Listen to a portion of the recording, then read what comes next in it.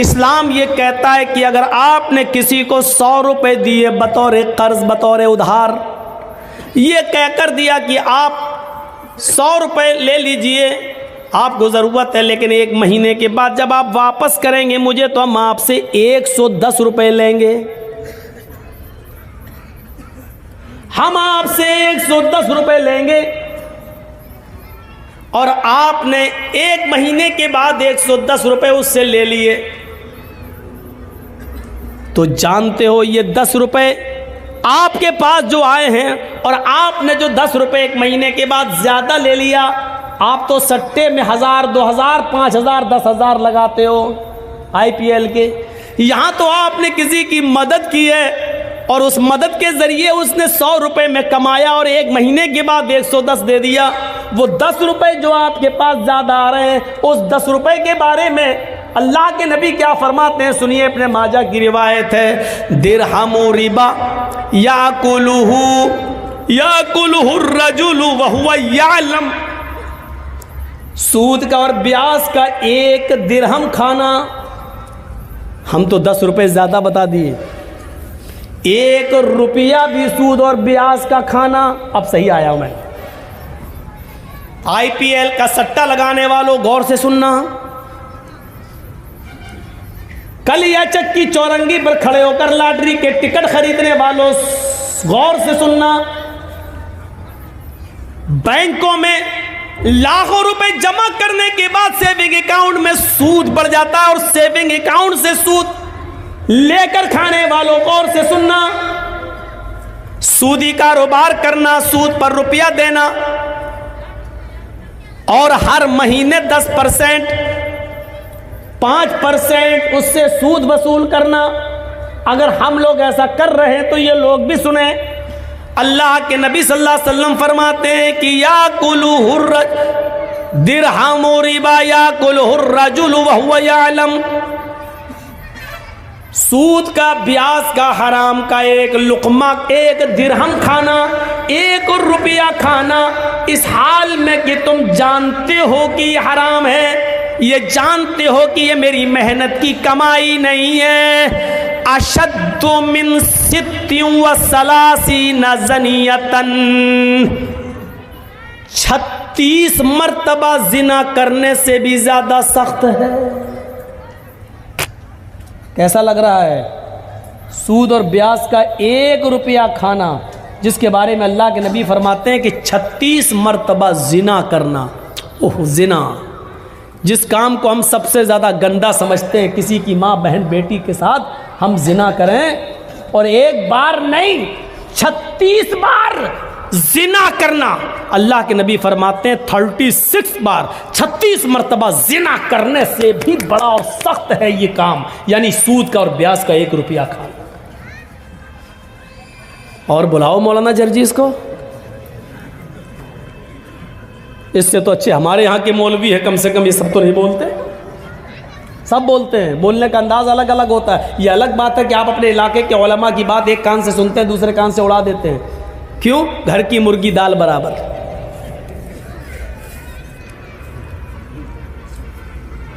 सित्ती व सलासीना ज़नियतन, 36 बार।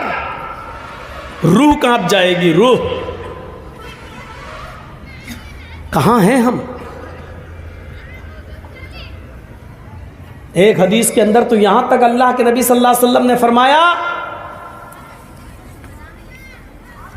अर्रिबा इस्नान व सबऊन बाबन,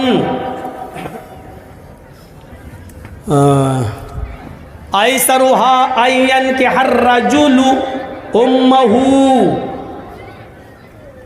सूद के, ब्याज के, हराम माल खाने के 72 दरवाजे हैं। इस्नान 2, सबऊन 70, 70 और 2 कितने हो गए? 72। अल्लाह के नबी क्या कहते हैं? और रिबा इस्नान व सबऊन बाबन, सूद के और ब्याज खाने के 72 गेट हैं, 72 दरवाजे हैं, 72 गेट्स।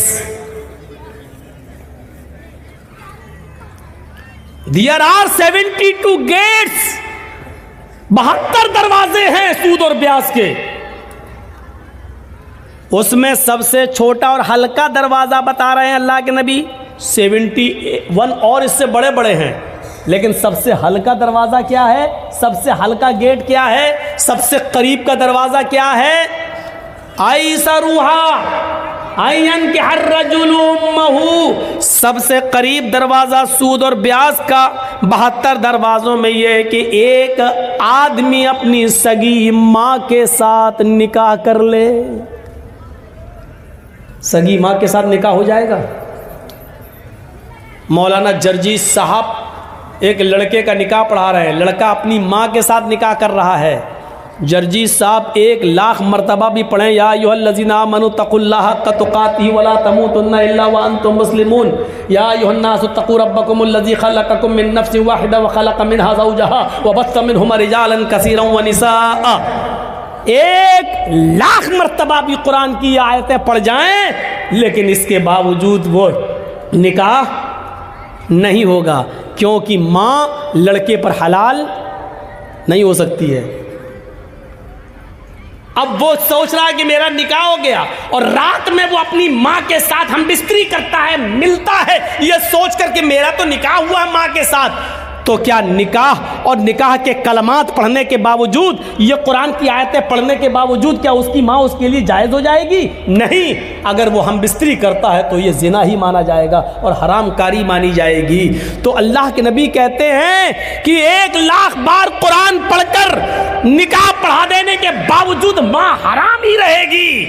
आई सरुहा अयन के हर रजुलुम्महु, कि माँ के साथ कोई आदमी निकाह करे लेकिन वो निकाह के बावजूद भी हरामकारी करता है। इसी तरीके से सूद और ब्याज के माल पर चाहे कितनी दुआएं पढ़ के खाओ बिस्मिल्लाह, तो बिस्मिल्लाह कहने से हलाल नहीं हो जाएगा। सूद और ब्याज बिल्कुल सूअर के गोश्त की तरह होता है।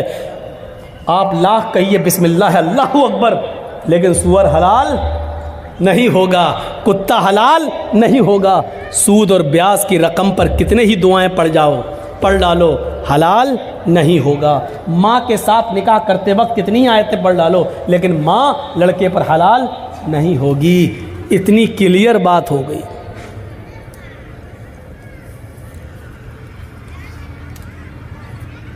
याद करिएगा, या अय्युहल्लज़ीना आमनू तक़ुल्लाह वज़रू मा बक़िया मिनर रिबा। ऐ ईमानो वालो, जो तुमने माल दिया है असल लागत पर और जो बढ़ गया है उस बढ़े हुए माल को छोड़ दो। वज़रू मा बक़िया मिनर रिबा, अल्लाह से डरो और बढ़ा हुआ माल हर हाल में छोड़ दो, हर हाल में छोड़ दो, उसको किसी भी कीमत पर मत लो। ये कुरान कह रहा है, उसको किसी भी कीमत पर मत लो। फ़इल्लम तफ़अलू फ़अज़नू बिहर्बिम मिनल्लाहि व रसूलिही, अगर तुम बड़े हुए माल को लेने से नहीं रुकते हो, अगर तुम जायद माल उससे नहीं बचते हो, सूद और ब्याज खाना नहीं छोड़ते हो, फ़अज़नू बिहर्बिम मिनल्लाहि व रसूलिही, तो अल्लाह और उसके रसूल से जंग लड़ने के लिए तैयार हो जाओ, अल्लाह और उसके रसूल से युद्ध लड़ने के लिए तैयार हो जाओ। दुनिया में किसने अपनी माँ का इतना दूध पिया है जो अल्लाह से लड़ सके और उसके रसूल से लड़ सके? दुनिया में ऐसा कौन सा माँ का बेटा है जिसने अपनी माँ का इतना दूध पिया है कि वो अल्लाह रब्बुल आलमीन से जंग कर सके और जीत जाए, अल्लाह रब्बुल आलमीन का मुकाबला कर ले? मेरे प्यारे साथियों, तसव्वुर करो, फ़अज़नू बिहर्बिम मिनल्लाहि व रसूलिही, ये अल्लाह फरमा रहा है, कुरान की आयत है कि सूद खाने वालों, जायद माल खाने से बच जाओ, उसको छोड़ दो, किसी भी कीमत पर उसको अपने ऊपर इस्तेमाल मत करो। वो जो बढ़ा हुआ सूद है वो आप ना अपने ऊपर इस्तेमाल कर सकते हैं, ना अपने बीवी बच्चों पर इस्तेमाल कर सकते हैं।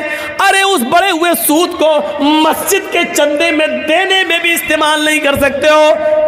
अगर कोई ये कहे कि दे दो हम मस्जिद की लैट्रीन बना लेंगे, तो बड़ा हुआ सूद मस्जिद के पेशाब खाने और इस्तिंजा खाने और लैट्रीन बनाने के भी काम में नहीं आ सकता है। आप बड़े हुए सूद को मस्जिद के लैट्रीन और पेशाब और पायखाने के काम में भी इस्तेमाल नहीं कर सकते हैं, उस चीज में भी नहीं लगा सकते हैं। उस बड़े हुए सूद को आप अगर बैंक से लेते हैं तो जेल के आम कैदियों को जेल से छुड़ाने के लिए आप इस्तेमाल कर सकते हैं, आम शाहराह पर खर्च कर सकते हैं। जैसे कोई रोड है खराब है, उस पर हिंदू मुसलमान सिख ईसाई सब गुजरता है, उससे सबको फायदा होता है, ऐसी जगह पर आप इस्तेमाल कर सकते हैं। लेकिन जो सिर्फ मुसलमान जिससे फायदा उठाएं वहां आप इस्तेमाल नहीं कर सकते हैं। अब आप गौर कीजिए, मस्जिद की लैट्रीन और पेशाब और पायखाना तक अगर उस पैसे से नहीं बन सकता और जायज नहीं है, वो माल आप अपनी औलाद को और अपनी बीवी को और अपने बच्चों को खिलाते हो। शर्म आनी चाहिए हमें और आपको, शर्म। ऐसा सब कुछ करने के बाद और हम ये उम्मीद रखें कि कयामत के दिन हमें इसका हिसाब नहीं देना होगा। मालिक यौमिद्दीन, वो कयामत के दिन का मालिक है, एक एक चीज पर नजर रखे हुए हैं। आप छिपाना चाहोगे तो ये जमीन खुद बोल देगी कि अल्लाह, इसने मेरे सीने पर खड़े होकर यहाँ सूद खाया था, ये चौरंगी थी, यहाँ से इसने लॉटरी का टिकट लिया था, आय अल्लाह इसने फला IPL इंडिया और पाकिस्तान की टीम में इतने इतने रुपए इसने सट्टे में लगाए थे, ये जमीन खुद गवाही देगी। इज़ा ज़ुल्ज़िलतिल अर्ज़ु ज़िल्ज़ालहा व अख़रजतिल अर्ज़ु अस्क़ालहा व क़ालल इंसानु मा लहा। जमीन अपने अंदर के सारे सीने को, सारे खजाने को बाहर निकाल देगी। जब जमीन में जलजला पैदा होगा, जब जमीन में भूकंप आएगा, वक़ालल इंसानु मा लहा, और इंसान कहेगा इसको ये क्या हो गया है। यौमइज़िन तुहद्दिसु अख़बारा, उस दिन ये जमीन अपने अंदर के एक एक चीज को बयान करेगी, बोलेगी। ये मत सोचिए कि जमीन कैसे बोलेगी, जमीन तो बेजान है, जमीन तो बेजान है, कैसे बोलेगी। मोबाइल क्या है, जानदार है क्या? मोबाइल बोल रहा है कि नहीं बोल रहा है? रेडियो क्या है, बेजान है कि जानदार? बोल रहा है। टीवी क्या है, जानदार है या बेजान? बेजान, लेकिन बोल रहा है। जब साइंटिस्ट अल्लाह की दी हुई अकल से ऐसी चीज बना सकते हैं कि बेजान चीज को बोलने पर मजबूर कर सकते हैं, तो क्या अल्लाह रब्बुल आलमीन क़यामत के दिन जिसने साइंटिस्ट को अकल दी है, क्या वो इस ज़मीन को बोलने की ताकत नहीं दे सकता है?